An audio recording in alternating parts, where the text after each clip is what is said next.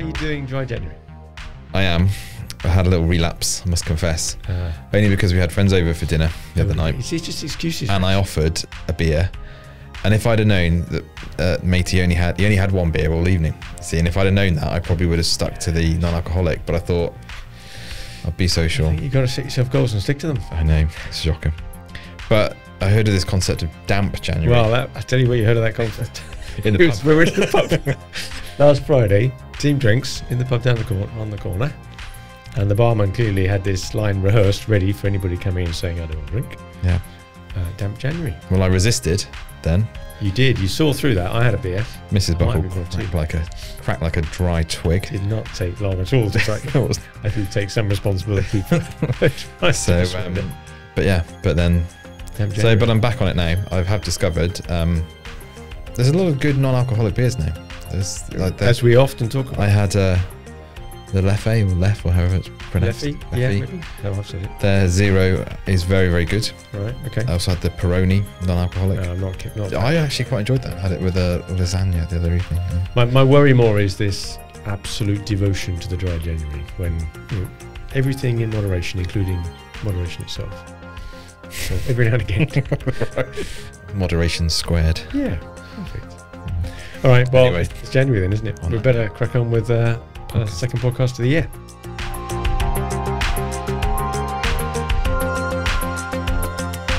Hello, here we are again for the SME Growth Podcast. Thanks for joining us. We're from Wellmeadow, and I'm Dave Parry, and this is Rich Buckle. Hi, Rich. Hi.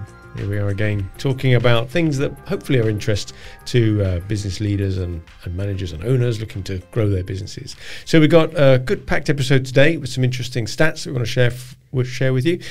Just got a couple of things though we want to update you on, just on the news, just because what's going around at the moment. So a couple of things I picked up, Rich. Not sure what you picked up, but yesterday inflation figures were announced. Figures, yeah. See that? Went the wrong way, apparently. Went the wrong way by 0.1% or something. And haven't we talked about this every podcast? Every 0.1 percentage point move is picked up by journalists as if it really matters. And it's just a load of numbers that statisticians add up, and it comes up with a slightly different number. So it went from 3.9 to 4 instead of, well, they expected it to go down to 3.8. The bit that made me laugh, though, is they said it was an unexpected rise, and the biggest contributor was the rise in tobacco duty. So tobacco duty just unexpectedly rise? Yeah. Someone must have thought about that back in the autumn statement, maybe. Does that mean more people are smoking now, or is it a volume thing or a price? Is it I don't think more people are smoking. Do they charge duty on vapes? Don't know. Can't be. It hasn't got tobacco in it, has it? No. Unless it's a nicotine duty. So anyway, the unexpectedly, but obviously planned several months ago, rise in tobacco duty helped drive inflation up a little bit. The important thing, though, is the producer prices index, which is what companies have to pay for all their raw materials. That went down by 2.6%. Latest figures. So it just says it's all coming down. The gradual thing, we had a big shock a little while ago. Yeah, it's all unwinding. So don't panic, everybody. Don't panic. Inflation's still higher than you'd like it, but it's on its way down, even if it went up by. Well, it's kind of arbitrary 2% target anyway, isn't it? Yeah. Oh, yeah. So it's Gordon Brown, wasn't it, years ago? That was that. And then I'm always annoyed by this creeping feeling that recessions are caused by journalists writing about recessions. So have you ever used Google Trends? Yes, I use, yeah. I don't know if many of our listeners have heard of it. You type in a word and it tells you how many times that word or phrase has been searched for. So I typed in the word recession in the UK context, and there was a massive spike, as you can imagine, back around COVID time. Yep. Then there was another massive spike when the oil prices went up in around about, August, September 22, 6 months on from the Ukraine invasion, and all the price cap discussion and all that. So it went all crazy then. The growth figures didn't change a jot, by the way. It was just, there's a lot of talking about it. And then since then, flat as a pancake. Hardly anybody talking about recession. So I'm still on my journalist watch. I'm still okay. I haven't got any journalists in my sights for talking up a recession just yet. But I think we're just a little bit away until the next GDP figures come out. And if that goes, remember we said before with the revision of the figures, we talked about that last week, we're on the cliff edge of a technical recession. So they'll all jump on. So could we talk ourselves into growth? If we can talk ourselves into a recession. If we had a positive media, we might be able to do that. Yeah. But unfortunately, good news doesn't sell. People have tried, haven't they? Good news only newspapers and stuff. Nobody buys them. Really? Not exciting enough. Gosh, yeah. Yeah. So anyway, that was my news for the week. News for the week. Need a little jingle for that. Right. So this week's then prompted by an HBR podcast that came out on Boxing Day. And just to reassure listeners, I wasn't listening to it on Boxing Day. I did have family around. We were doing a life. But I picked it up later. And it was referring to an old podcast they did 5 years ago. Yeah. Which is also interesting because our podcast last week was a reissue of something we'd done before. Sneaky. Got some feedback. But anyway, they were referring back to something they did back in 2017, 2018. And they were talking about some research by a consultancy in America called GH Smart. Never heard of them, but I'm sure they're very good. And they'd done a lot of interviews with CEOs to try and work out what the key behaviors were of successful CEOs. Yeah. So hence today's episode is all about that. What are the key behaviors of successful CEOs? Does it work? Does it not? So they came up with their 4, and you could argue whether they're the good 4 or the bad 4, but they came up with some surprising findings. So we'll talk about them. No, and I think it's, lest we think this is just about CEOs of PLCs or huge companies, this is quite applicable across SMEs as well, isn't it? Any leader. If you're in the leadership position. What do you think about CEOs? Would you rather call them managing directors? Or are you a CEO on the CEO fence? I don't know. Is there a difference? I think it's just the American and British version of the same thing, isn't it? But a lot of tech firms like using CEOs. It sounds trendy, doesn't it? Yeah. But if we're going to stay true to our British English roots and not let American English invade, managing director, we should call them managing directors. But you're absolutely right. For SMEs, it's whoever's the leadership person or leadership team. Key behavioural traits. So we came up with a little bit of a list. I think we're going to cover top 5 today. See how that goes out. See what I do. So top 1, maybe not surprising, about having a vision, a strategic vision. You know where you're going. You've got to know where you're going. What's the point of having someone steering if they don't know where they're going? Yep, exactly. And my oft quoted proverb. I've been waiting for this. Proverb 29 about without a vision the people perish. And I think no truer word been spoken when it comes to talking about vision. I think what we've seen over working with 100 plus SMEs is that you could probably distinguish those companies where there's been a strong vision, regardless of what that vision is or not, but just the fact that there is a vision, versus those companies where they don't take it seriously because oftentimes it's seen as being a bit fluff, or there is a difference over time. It may not be one of those things that's noticed in 12 months, 6 to 12 months, but over a course of maybe 5 years, you can very clearly see the difference in results between those companies where they've really focused on, we're going to set our stall out to grow, and we're going to set our stall out to do X, Y, Z. This is where we're heading, versus those companies that don't take it seriously and tend to just flatline. Well, they just treat tomorrow like another version of today, or carry on, don't they? It's easy that way. Yeah. But I think you're right. There's that phrase, if you have a vision without a plan, it's just a dream. Yeah. I'm not sure that's always true, is it? A lot of strategic decisions are taken because an opportunity arises, and if you've got a clear vision that it either fits your vision or it doesn't. You don't have to have had a plan for an opportunity to crop up. But I think those companies where they have a strong vision, it almost engenders a different culture. And we're going to stray into a culture discussion, but I think if you've got that, this is where we're clearly going, this is what, and maybe it's not so defined that there's wiggle room. If an opportunity comes along, you're in a much better position to capitalize on it than if you don't ever think about the future. You're always thinking about what's just in front of me, the next step.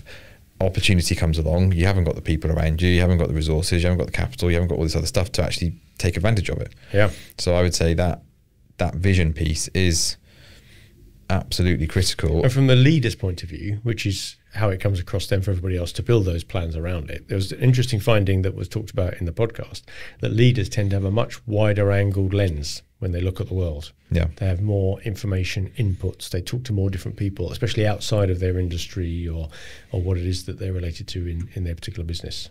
So I think that's almost a prerequisite. If you're going to be a good leader, you need inputs. You need to be listening and focused on the outside world very broadly. So I quite like that notion that leaders have a wider angled lens. And internally focused people have got a much more, telephoto lens, focusing right in on the day job.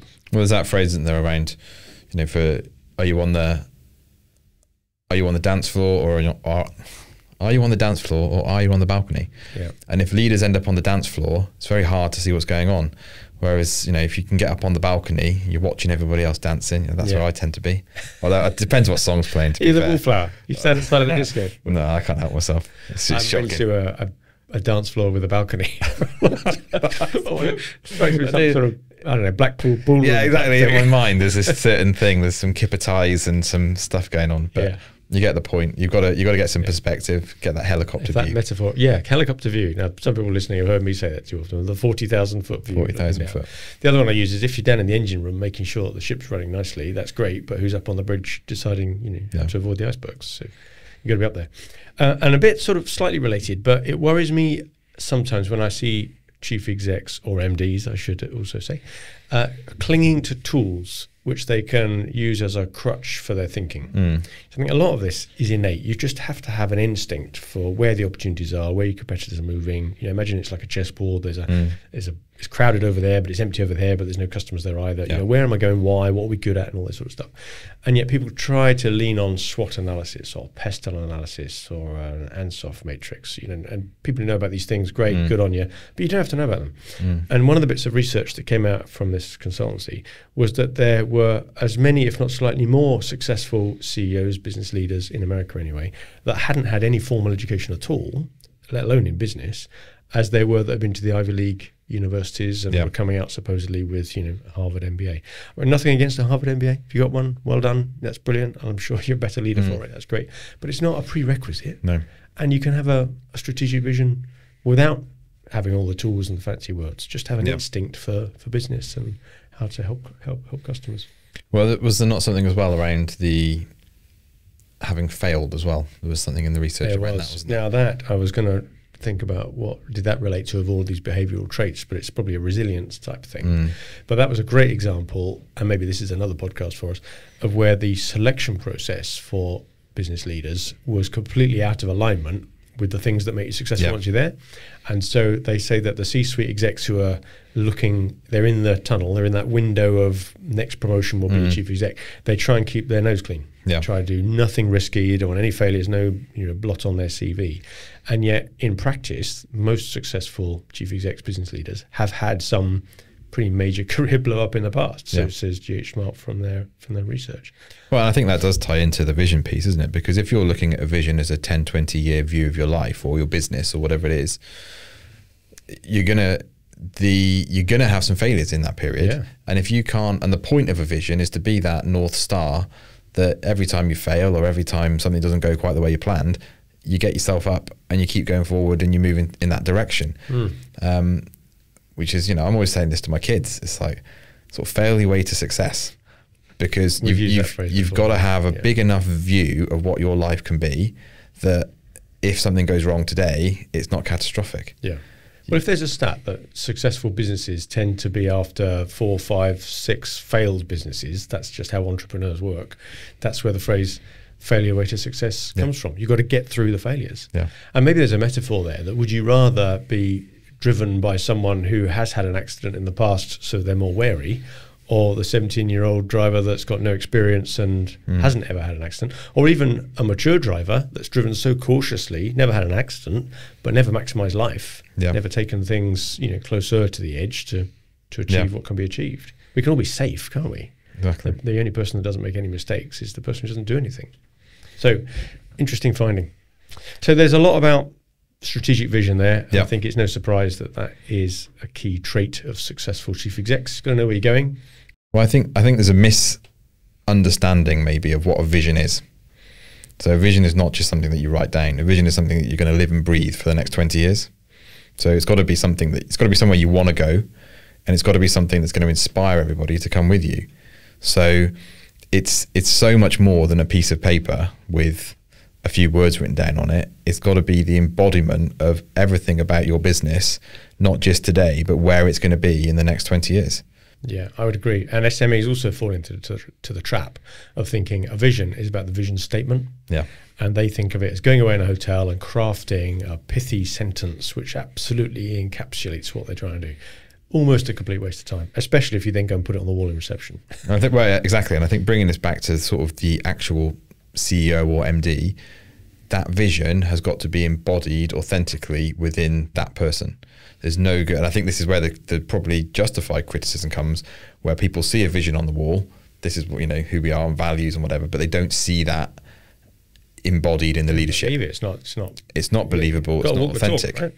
So, if you can, this is about authentic leadership, embodying the vision so that people see it and are inspired by it and want to follow it.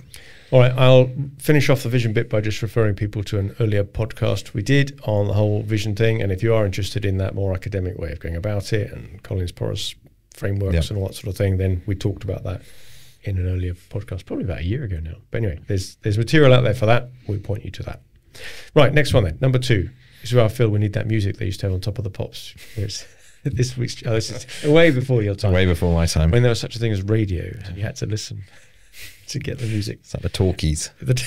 You're right, all right. EI, emotional intelligence. Emotional intelligence. So not to be confused with, so EQ is sometimes emotional quotient, it's sometimes referred to. Same thing? Same thing, I think. So you get this kind of EQ versus IQ debate. Yep. So you can often have people with high IQ in a position of leadership that do or don't have enough EQ. But apparently the big talk around this at the moment is it's something that AI can't easily replicate. Yes, you couldn't have a robot running a business. So whilst the IQ of AI can increase exponentially and will do, if you believe where this is all heading, the EQ is much more difficult to it's a very manipulate using human AI. Thing, isn't it? Emotional intelligence, and it applies as much to understanding oneself, keeping your own emotions in check and responding appropriately, not overreacting, but having focus and emotion and energy. But obviously people think of it more the other way around, which is being able to understand how others are feeling.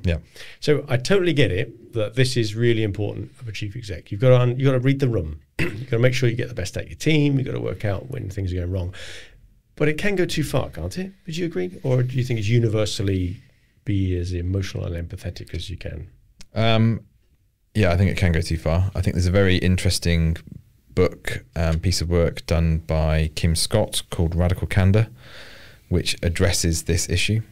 If you're interested, there's a very good masterclass session on it. If you're into masterclass, recommend it. Okay. Yep. Very good for your learning, as an aside. But she has a matrix where she talks about sort of on the one axis how much you directly challenge people, and on the other axis how much you care personally. So if you can end up caring too much about people and then not challenging directly, and she calls that ruinous empathy. So where you want to be is up in the radical candor, where you really do genuinely care, but you are able to challenge directly. And that's where I think that emotional intelligence piece comes in, because you know where to balance those things. It's a hell of a balance, though. It's a tightrope, isn't it? There was a bit of research done in 2018. Harms was the author, The Role of Emotional Intelligence in Leadership. And one of the findings that they came up with was that if you are very highly developed on emotional intelligence, it's correlated sometimes with the inability to take tough decisions. And I was thinking about that. And if you imagine all those family firms we deal with, how often have they not taken a decision, especially a tough decision, because they are acutely aware of the impact it's going to have on, the employees' families, or maybe their friends, maybe in their own family that is employed in the business, or just long time, colleagues of 20 years. How do you agree with a restructuring decision that might put a colleague of 20 years out of work? It might be the right thing for the business, and then you've got to challenge yourself, well, what's my role here? Am I supposed to be, as my director's duty in law is to promote the success of the business? What happens if concerns like that about just what about my brother-in-law who's involved, or the next door neighbour or something? You've got to see some interesting research she did. It's not universally a good thing. The other thing that came out a bit like that, I'm not sure it's really emotional intelligence, but the HBR podcast I was talking about had some research on introvert extrovert, and it was one of their surprising findings. So they said that there are more introverts who are successful CEOs in the US than there are extroverts. They didn't quite go as far to say you have to be an introvert to be successful. But they weren't able to interview most of them, were they? Couldn't get hold of them. Didn't respond to their phone calls. I'm a self-confessed introvert, by the way, before everyone starts writing in and beating me up. Do they often write in and beat you up? No, not really. Okay. I think you're okay on that one. Yeah. And the point they were trying to make is that there's a common perception that extroverts are likely to be better leaders. And it's just not true. It's not borne out by the data. Introverts are actually, if anything, marginally more likely to be successful leaders than extroverts are. Well, a lot of it, for me, it was a bit of a revelation to say it's more about where you get your energy from, isn't it? Do you get your energy from being around other people in a room and all of that? That's very much more an extrovert trait, whereas an introvert needs to get time away from people. It doesn't mean you can't talk in public, doesn't mean you can't interact with people. It just means that where you recharge is normally on your own in a dark room, curled up in a fetal position. So I recognise you there. So the point they're making is that it's not really about whether you're introvert or extrovert. It's other things matter more. And we talked about emotional intelligence. You need enough of it, but be aware that sometimes, even with all your empowered understanding of how other people are feeling, you might still have to take a tough decision that isn't in their best interests. And I think then as a leader, you've almost got to do that self-awareness check on, how good is everyone thinks they're a better than average driver, right? It's that type of thing. So everyone thinks they're emotionally intelligent or more emotionally intelligent than the average person. But that simply can't be true. So you've got to, again, it's back to that being authentic and honest with yourself and asking for feedback from other people. And I do know some very empathetic, some absolutely lovely people that I work with as clients, and I'm honoured to be able to do so. But I think sometimes even they would admit that they are sometimes hampered in their ability to take fast or tough decisions. Now, I can't decide at this point whether to move on to the next topic or not. That's why we need the sound effects. We've got a drum. Insert drum roll. Rim shot. So the next one is decisiveness. Decisiveness. And what I loved about the research on this is that it actually defined decisiveness, or had a little bit of a stab at it, as speed of decision-making times quality of decision. And, as a consultant, you love a little formula. A little way of... How do they measure the quality of decision? I suppose if you wait long enough and you have the outcome, and I bet you it was self-assessed in the survey. How good are you at making decisions? Do they always work out okay? Yeah. So speed and decision and quality. So and I think the point they're making here is that if you're measuring someone on their leadership ability more than other things, then people like being led by a leader. That's what they're there for. That's what generates fellowship, and we've heard that phrase before. And you can't really be a leader if you stand in the middle saying, I don't know where I want to go. Yeah. Or what do you think? It's all very well to be, consensus-based management, but that's not very leading, is it? You can't imagine Napoleon having a bit of a chat with his generals. Should we attack or not? I don't know. Let's have a cup of tea and think about it. It's management by committee. Should we go to Moscow? I'm not sure. Yeah. It's management by committee. So I think whether you're right or wrong, and they did, by putting the quality of decision bit in their formula, they've sort of said, don't just make fast decisions and get them all wrong. It's not about just speed. But if there's a trade-off, then speed probably matters more than most people think, and quality probably matters less than most people think. I think we've seen over the years probably a real, again, just a bit like the vision thing, that ability or inability probably is more the correct phrase, to make decisions. To let's leave it till the next meeting. Let's kick that can down the road. Or I'm thinking someone straight away who I won't name, for their blushes, who almost had a mantra that don't decide on something if you can delay the decision. I just fundamentally disagree with that mantra, but that was a very heartfelt opinion that particular director held.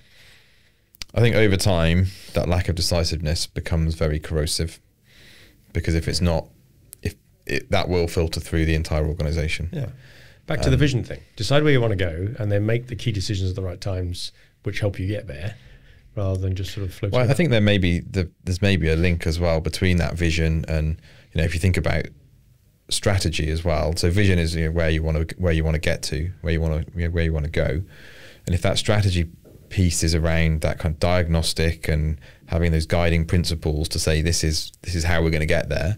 If you haven't got any of that articulated or formulated, making decisions becomes very difficult, because what are those tools in terms of the vision and strategy give you the framework for making decisions. Is this in line with our values? Is this going to help us move towards the vision? Is this going to help us, get to where we need to get to? If you don't know where you're going to get to, if you haven't thought about what your values are and how you're going to do it, it's very hard. You're almost trying to make decisions in a vacuum. Yeah.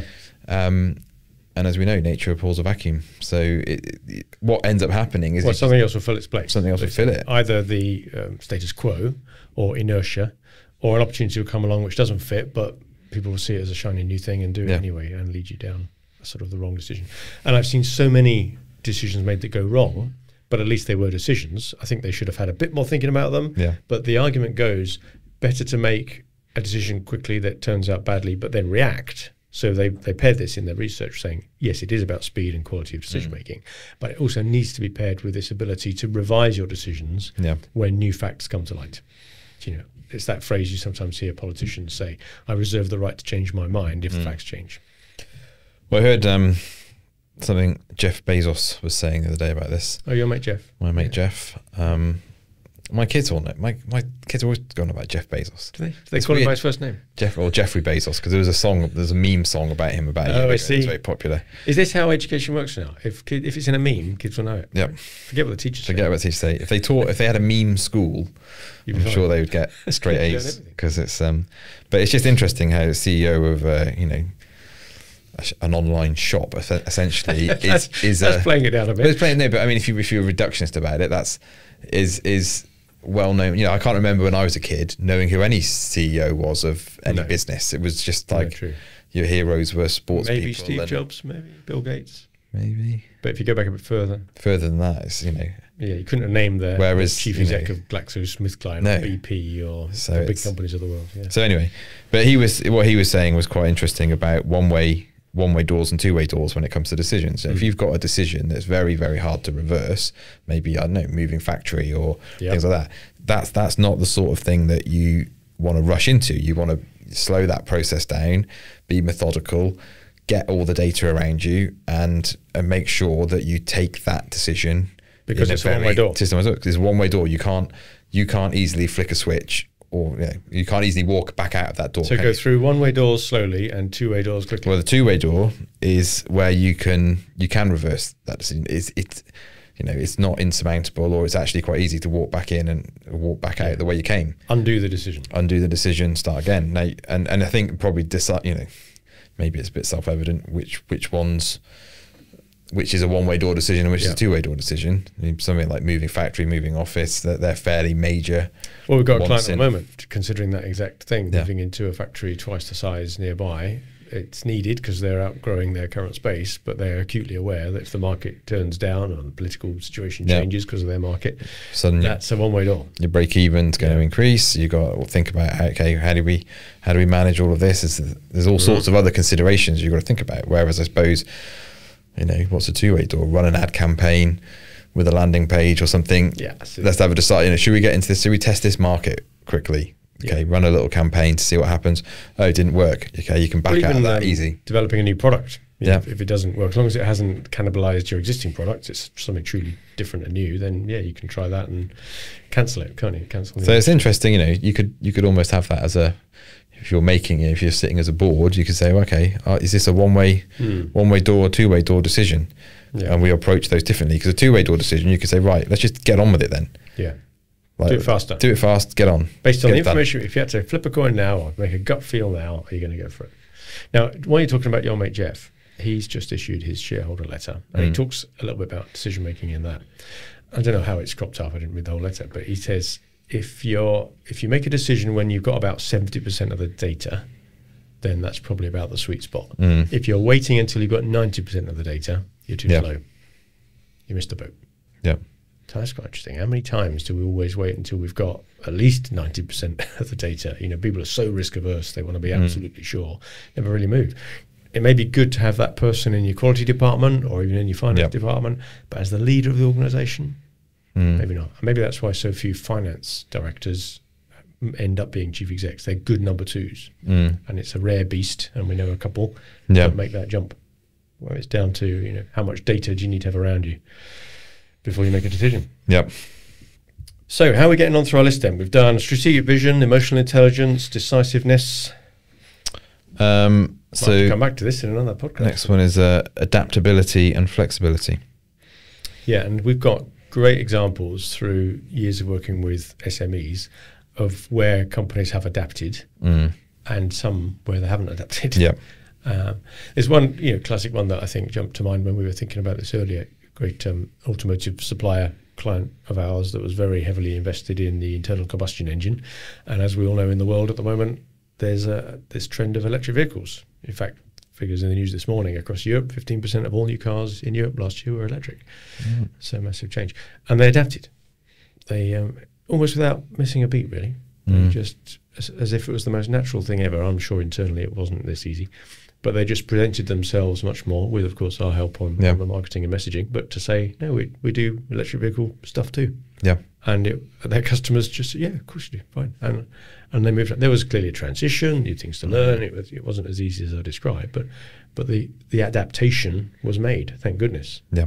But others, and we were talking about the legal sector generally rather than naming any particular firm, but you've got war stories aplenty of how you've tried to change some of those. And I think there are some great examples of innovation within the legal sector, and I think there's a lot of use of AI to do research and document prep and things like that. There's a lot of push towards paperless offices and all those sorts of things. So there is some really interesting innovation, but there's also what we've seen is this kind of almost head in the sand approach in some cases to the legal sector is always going to be like it's always has been, and sadly I just don't think that is so. Really, there's a lot of external pressures on the legal sector, particularly. So as we're talking more kind of maybe high street firms and things. Yeah, provincial firms rather than the big city firms, but they adapted much better. I think what the shame of it is for the legal profession as a whole. If any lawyers listening, I'd blame the SRA, the Solicitors Regulation Authority, and indeed the Law Society, that they helped change rules which completely changed the landscape of the legal service provision in the country, allowing non-lawyers to practice in all sorts of areas like conveyancing and will writing. And the high street firms didn't change. They just carried on as they were. And I think part of the problem there is their leadership, if we're talking about here, tended to be older, more experienced, wizened people who knew how it used to work, and they were applying the templates from yesteryear. Well, I think it's a resource thing as well. I think a lot of high street firms, you became a partner because you were a good fee earner, and that was what elevated you to partner status. Yeah. Well, if you're a primary fee earner, but you've also got to now take on the responsibilities of leadership, you've got to take on the responsibility of managing the firm, all of the new compliance that comes in, AML or everything like that. All of a sudden, it's like that's a full-time job for maybe one or two people that just don't exist. Anti-money laundering for anybody not familiar with AML. But I think you see a younger generation come through and say, well, do we want this? Yeah. And then you got succession issues and everything else that sort of plagues high street firms. And they'd probably do it a very different way. So it's a very interesting market to look at, and I'd have much sympathy for partners within SME law firms who just have their hands tied. Maybe they want to innovate and adapt, but they've had almost unprecedented forces pushed against them from multiple angles. But some have. And I think some have, yeah. Back to our point here about what makes a good CEO, MD, senior partner, leader. It's that having a vision that it can be better, making those faster decisions based on whatever information you have at the time. Well, we were talking about this, weren't we, the other day, about within the legal sector with the clients that we've had exposure to, those that have taken the marketing quite seriously and put people in place, taken the decision to put people in place to work on marketing, seem to be the firms that have got themselves ahead, and then from that position have leveraged that competitive advantage to be able to say, well, we're in a position now to acquire other firms or be successor practices, and then that almost just kind of feeds the Well, you touched on a point. I don't want to be too self-serving about this, but if you're going to have a very clear vision of where you're taking your company, you've got to make sure your marketing is aligned. We've talked about internal marketing before in another podcast to make sure that internally it's aligned. But unless you're telling your stakeholders, whether they be your employees, your customers or shareholders, if you're telling them where you want to go, then you're not going to get there. And the way you do that is through some form of marketing, whatever you call it, internal or otherwise. Well, that probably maybe leads us on to the final one that we want to talk about, isn't it? It's strong communication skills. Yeah. Well, that related to that quote I talked about earlier from Tom Monaghan, who was quoted in the HBR article, that he says he's got these three stakeholders, the employees, the customers, and the shareholders. And if you listen to any one of them, then the company would go bust. If you only listen to one of them, because they each have the beauty of that set of three is they all have a nice balanced tension of what they all need. Yeah. But if you only look after one and not the others, then it takes you down a ruinous road. So he said in his communication, he has to keep them all in this sort of balance of equal dissatisfaction, because you can't please everybody all the time. But if you're dissatisfying them all equally, then you've probably got the balance about right. Yeah. I thought that's interesting. I wonder how many certainly small and medium-sized businesses think of it that way, as that key triad of key stakeholders. Are they all in that tension of all wanting a bit more, but only as much as everybody else wants a bit more? It's almost like you've got the brass section and the percussion and the wind and the strings. Oh, yeah. I've got 4 groups now. Got the 4. But you're the conductor, as a CEO or the MD, you're the conductor, aren't you? You're the one that's got to actually, how do we, bring in this voice now and bring in this voice now, and how does it all come together to make it sound? Can't let anyone get too loud or get carried away with it all. So, and that's kind of where it is with the stakeholders. Yeah. You imagine if the shareholders had the upper hand, then you'd prioritise profit, but you wouldn't be able to keep your employees happy or offer good prices to your customers. If you're too customer oriented, you'd have rock bottom prices everywhere, and you wouldn't have any profits to do anything with, either look after employees or shareholders. And similarly, if you looked after employees all the time and paid top dollar salaries and great benefits and all that, your costs would be so high you'd never be able to compete. So how do you keep, this constructive state of dissatisfaction was his phrase. And I think that's actually one of the, you can imagine why that's such a key trait in a leader. Not only have you got to know where to go, this is right down to the nitty gritty. How do we balance these competing needs? And that's why communication and that point is so key to it. Is if you can't get that message across and be genuine and authentic, then you're not going to be able to carry people with you. And back to the other thing, back to the point around vision as well. If you know what your vision is, if you know what your values are, if all these things are clearly articulated, it becomes a lot easier to communicate. Yeah. Because again, you've got a framework to do that. I think so many of these things go back to some of those core principles of vision and values and embodying that. And then that feeds through to all the other things we've talked about. How can you be decisive? How can you adapt when you need to? Have you got the tools around you, the people around you? Is it the right thing to do? Given where we're going, and then how do we communicate it all? Are we using the right language? Are we using the same kind of, have we got company language, cultural language that we use to get the message across to people internally, externally, like say all the stakeholders? And tailor it as well. I think one of the key bits of finding from the research was it's not about frequency of communication and clarity only. The killer bit in the midst of all of that is being able to tailor it to the audience. You've got to speak to the people you're talking to so that they want to hear what you're saying, not just a tape recording of what you said last week to somebody else.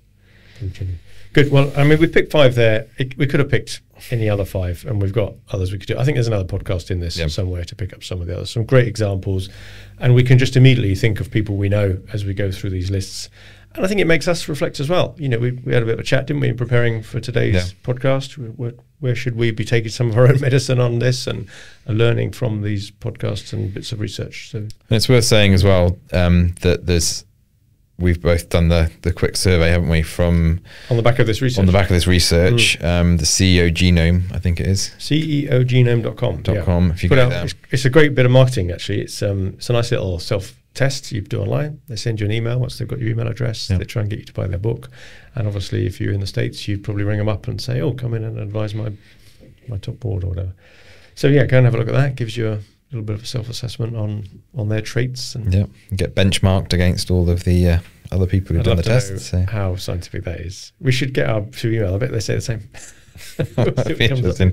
Compare. Next time, we'll let you know. Yeah, exactly. Tune in next week. So there will be another podcast on the behaviours of successful CEOs. I think we've also got a podcast planned in the pipeline on testing as well. Testing in the marketing sense, AB or ABCD testing and so on. So stay tuned for that one if you're interested. Good. Well, that's it for another podcast. Thank you very much for listening to the SME Growth Podcast from Wellmeadow. We're trying to come up with different stuff every week that might be of interest to companies that are seriously looking to grow for the benefit of their owners and their managers. Hope you've enjoyed it. If you have, then please send an email on to some of your mates, send them a text, drop them a link to the podcast and tell them that we're here and we're producing content that might be interesting. If you don't like it, then tell us and we'll try and get better at it. In the meantime, good luck with your businesses.